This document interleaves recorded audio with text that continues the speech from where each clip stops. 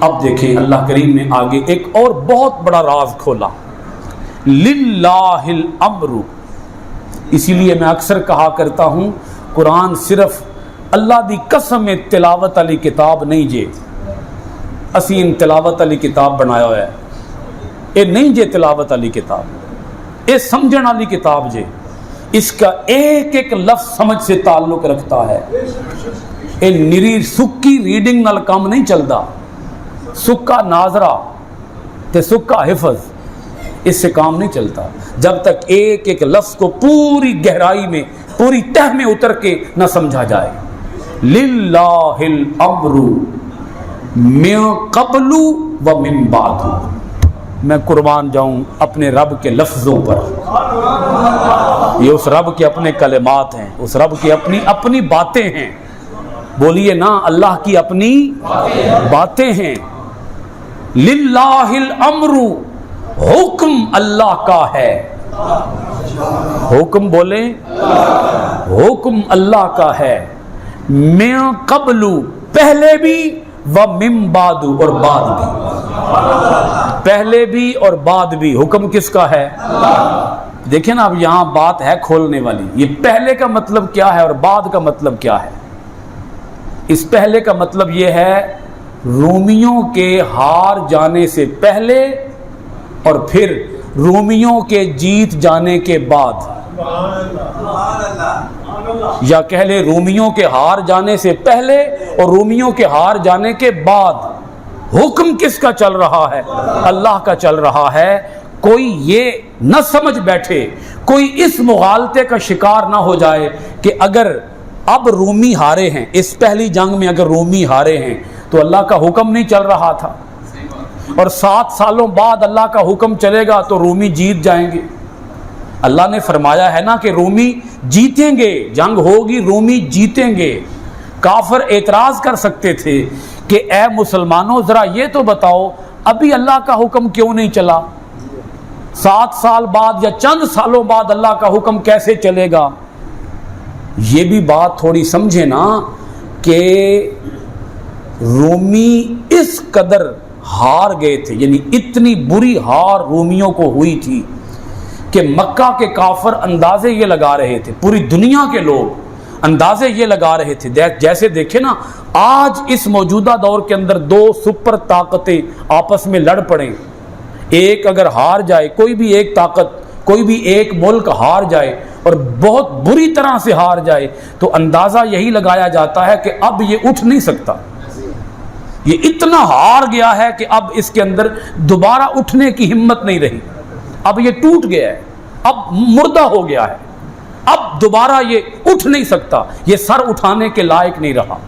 مکہ کے کافر کہتے تھے کہ اے مسلمانوں تم کہتے ہو کہ رومی جو ہیں وہ جیت جائیں گے، او بھائی کیسے جیتیں گے رومی؟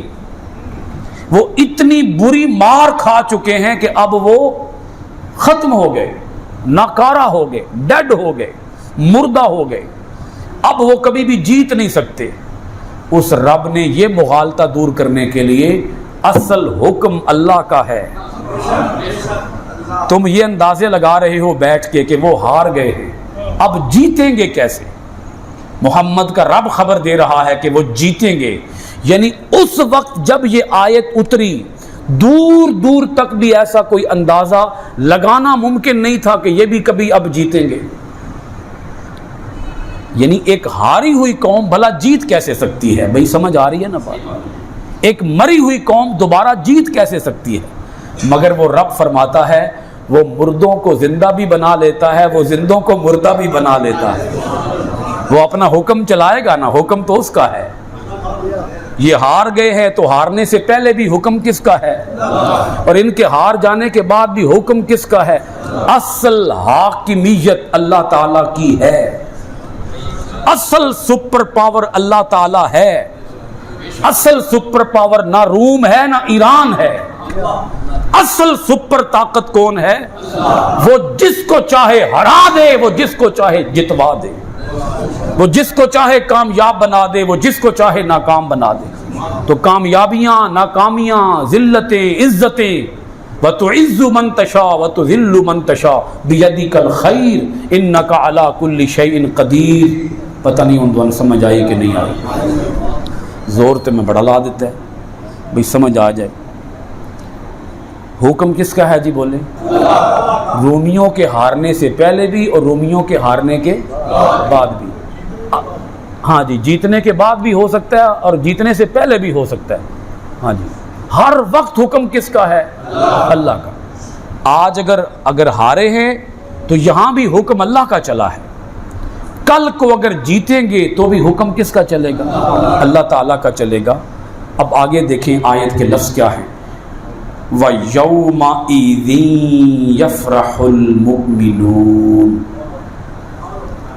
اے کافرو، ابھی تو تمہاری بغلوں سے بھی خوشیاں نکل رہی ہیں نا، ابھی تو تم بہت خوشی سے اترا رہے ہو، بڑی ڈینگیں مار رہے ہو اور اپنے حق ہونے کے بڑے دعوے الاپ رہے ہو، مگر دیکھ لو ایک وقت آئے گا اللہ تعالیٰ رومیوں کو فتح یاب کرے گا، اور جب رومی فتح یاب ہوں گے تو اس وقت تم بیٹھ کے رو گے اور میرے مومن بندے خوش ہوں گے۔ یومئذ، اس روز، یومئذ ایک ایک لفظ بڑا سمجھ سے تعلق رکھتا ہے۔ اس روز یعنی جس روز رومی فاتح ہوں گے، یومئذ اس روز، یفرح خوش ہوں گے، المؤمنون میرے مومن بندے، اس روز میرے مومن بندے بڑے خوش ہوں، وہ خوشی منائیں گے۔ آج تم خوشی منا رہے ہو، کل وہ خوشی منائیں گے۔